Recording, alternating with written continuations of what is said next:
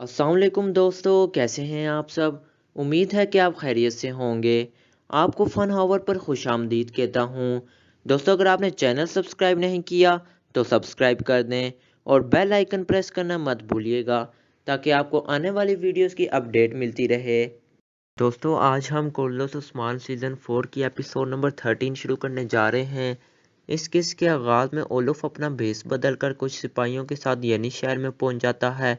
फिर एक सिपाही आयशा खातून से कहता है उस्मान साहब से मिलने कुस्तुनतुनिया से एक एलची आया है। आयशा खातून कहती है उस्मान साहब तो मौजूद नहीं, इन्हें मालून खातून से मिलवा देते हैं। फिर वो जाने लगते हैं। फिर घोड़ा गाड़ी गुजरती है तो ओलुफ की जगह दूसरा शख्स आ जाता है और ओलुफ चुपके से फरीक के पास पहुंच जाता है और फिर वो दोनों एक कमरे में दाखिल होकर दरवाज़ा बंद कर देते हैं। फिर एक शख्स मालून खातून को एक ख़त देता है और कहता है हमें शहनशाह ने उस्मान साहब तक ये ख़त पहुंचाने के लिए भेजा है। मालून खातून वो ख़त लेकर कहती है उस्मान साहब के आने पर यह ख़त मैं उनके हवाले कर दूंगी और वो सिपाही वहाँ से चले जाते हैं। फिर मालून खातून आयशा खातून से कहती है जब उस्मान अलाउद्दीन को सही सलामत वापस ले आएंगे तो उन्हें शहनशाह के मसले का भी इल्म हो जाएगा। फिर दिखाते हैं कि जंगल में ओरहान को एक दरख्त के साथ बांधा होता है। वहीं पर बाला और उस्मान भी छुपकर ओरहान को देख रहे होते हैं। फिर उस्मान और बाला अलाउद्दीन के पास खड़े सिपाहियों पर तीर चलाते हैं और वो आगे बढ़ने लगते हैं। फरीक के सिपाही भी छुपकर ये सब देख रहे होते हैं। फिर वो हमला करने का कहता है तो सारे सिपाही तीर बरसाने लगते हैं। इसी तरह लड़ाई शुरू हो जाती है। फिर दिखाते हैं कि बेंगे खातून अपने भाई बहादुर के पास बैठकर कहती है मैंने तुम्हें अपने बेटे की तरह पाला है मगर मैं अपनी वालदा से किया गया वादा ना पूरा कर सकी। फिर ओक्तम बेंगे खातून को कहता है रोइए मत, बहादुर शहीद हुआ है, रोना मुनासिब नहीं है। फिर बेंगे खातून अपने भाई बहादुर के चेहरे पर चादर डालती है और कहती है ये रोने का वक्त नहीं है, ये इंतकाम लेने का वक्त है। फिर बेंगे खातून ओक्तम साहब से कहती है अगर उस्मान ना होता तो मेरा भाई मेरे पास होता, उस्मान ने मेरे भाई की जान ली। ओक्तम साहब कहते हैं उस्मान साहब का क्या कसूर है, बहादुर को मैंने भेजा था, उसकी जिम्मेदारी मैंने ली थी, इस सब का कसूरवार मैं हूँ। बेंगे खातून कहती है अपनी आंखें खोलें, इस सब का मुजरिम उस्मान है, उसके काफरों के साथ मुआहदे की वजह से ये सब कुछ हुआ और जल्द ही ये सब आपकी जान लेने की कोशिश करेंगे। तो ओक्तम साहब कहते हैं मुझे अपनी जान का कोई खौफ नहीं। बेंगे खातून कहती है वो हमारे खिलाफ चालें चल रहे हैं। ओक्तम साहब कहते हैं क्या यही मौका है ऐसी बातें करने का। बेंगे खातून कहती है मैं अपने भाई को मट्टी के हवाले कर रही हूँ मगर आपको नहीं करूँगी।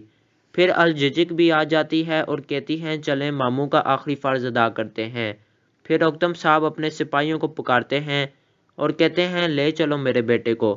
फिर सिपाही बहादुर का जनाजा उठाकर चलने लगते हैं और बेंगे खातून अपने भाई का इंतकाम लेने का सोच रही होती है।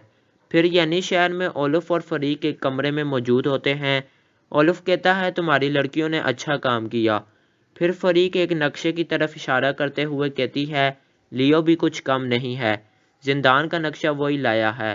फिर वो नक्शे पर उंगली रखती है और कहती है दान को इस जगह पर रखा गया है। ओलुफ कहता है यहाँ अच्छे खासे सिपाही मौजूद होंगे। तो फिर पूरे शहर को आग लगा देते हैं। फिर फरीक एक मशल को आग लगाती है, उसके धुएं की वजह से वो दोनों खांसने लगते हैं। फिर वो जल्दी से पानी डालकर उसे बुझा देती है। ओलुफ बहुत ज़्यादा खुश होता है और कहता है फरीक तुम मेरी सबसे बड़ी ताकत हो। फिर जिंदान का मंजर दिखाते हैं। फरीक के सिपाही जिंदान में मौजूद मशल को आग लगाते हैं और हिफाजत पर तैनात सिपाही बेहोश हो जाते हैं। दान मुस्कुराते हुए कहता है तो ओलुफ आ गया और दान खुद भी बेहोश हो जाता है। दूसरी तरफ जंगल में उस्मान और उसके सिपाहियों और फरीक के सिपाहियों के दरमियान लड़ाई जारी होती है। अलाउद्दीन भी उस्मान के साथ मौजूद होता है। फिर उस्मान सिपाहियों को पीछे हटने का हुक्म देता है। तमाम सिपाही तीर चलाते हुए पीछे हटने लगते हैं जबकि फरीक के सिपाही उनका पीछा करने लगते हैं। फिर जिंदान में ओलुफ और फरीक भेस बदल कर अंदर दाखिल होते हैं। फरीक खुद को और ओलुफ को शीशी में मौजूद कोई चीज़ सुंघाती है ताकि वो बेहोश ना हो। ओलुफ फरीक से कहता है मुझे तुम्हारी यही अक्लमंदी पसंद है।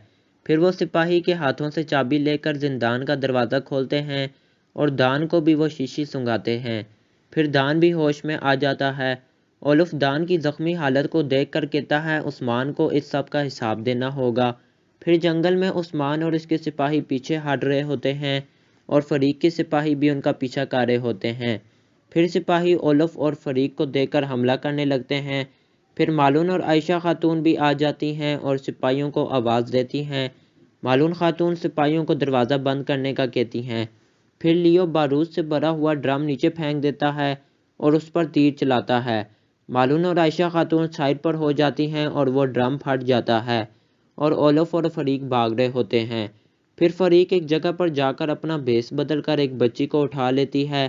پھر مالون خاتون بھی وہاں پر آ جاتی ہے اور اسے اندر جانے کا کہتی ہے اور یہ دیکھ کر فریق مسکرانے لگتی ہے، جبکہ اولف اور دان گھوڑے پر سوار ہو کر بھاگ جاتے ہیں۔ یہ دیکھ کر عائشہ خاتون سپاہیوں سے کہتی ہے ان کا پیچھا کرو۔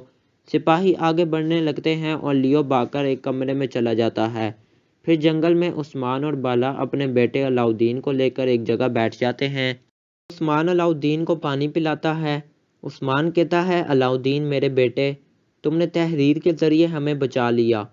پھر فریق کے سپاہیوں کی آوازیں آنے لگتی ہیں تو عثمان اور اس کے سپاہی آگے بڑھ جاتے ہیں۔ پھر عائشہ خاتون مالون خاتون سے کہتی ہیں وہ لوگ بھاگ گئے۔